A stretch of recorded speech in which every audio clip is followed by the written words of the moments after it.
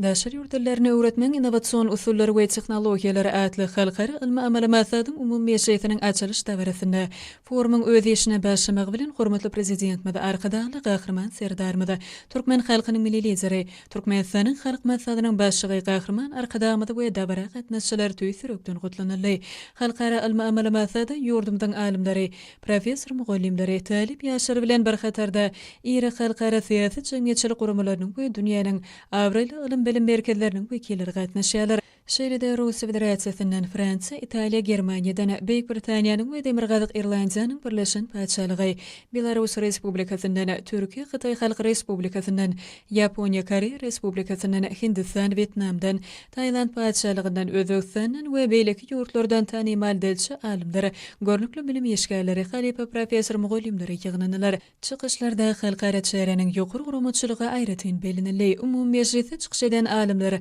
professor mugallimler beýtarap Türkmenistanyň türkmen halkynyň milli lideri we Türkmenistanyň hormatly prezident tarapyndan alnyp berilýän parahatçylyk we anaşmak siýasatynyň esasynda halkara hyzmatdaşlyga uly ähmiýet berilýändigini, sebäpde we dünýäde strategik hyzmatdaşlygy ösürmek babaty alnyp berilýän işler. Şol sany häzirki wagtda Döwlet Mehmet Adadadynaky Türkmen Milli Dünýä Dilleri Institutu tarapyndan geçirilýän daşary ýurtlaryny öwretmeň innowasion usullary we tehnologiýalary atly halkara ilmi amalamatlaryň döwlet gatnaşyklaryny halklara betewleşdirmekde oňun çözügide eýe bolýanlygyny bellemek bilen daşary ýurtlaryny okutmak usuliýetini kämilleşdirmek we innowasion tehnologiýalaryň häzirki zaman ösüşi bilen balanşykly temalardan çykyş etdiler. Daşary ýurtlaryny öwretmeň innowasion usullary we tehnologiýalary atly halkara ilmi amalamatlaryň ýeşi Türkmenistana daşary ýurtlaryny okutmagy kämilleşdirmekde ýetilen sepketleri, dilleri okutmagy lingwaji taktik esaslary, dilleri öwretmeň döwrewap usullary we tehnologiýalary, daşary ýurtlaryny okutmak ulgamyny halkara hyzmatdaşlyk,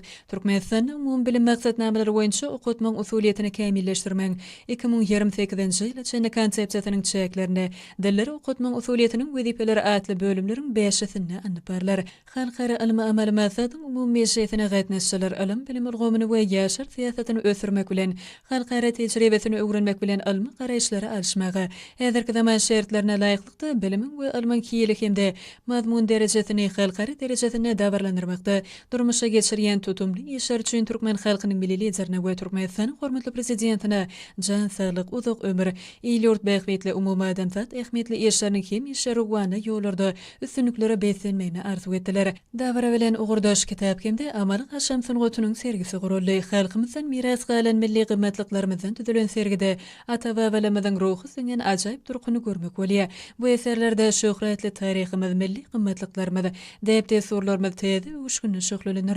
Sergide türkmen halkynyň milli lideri gahrman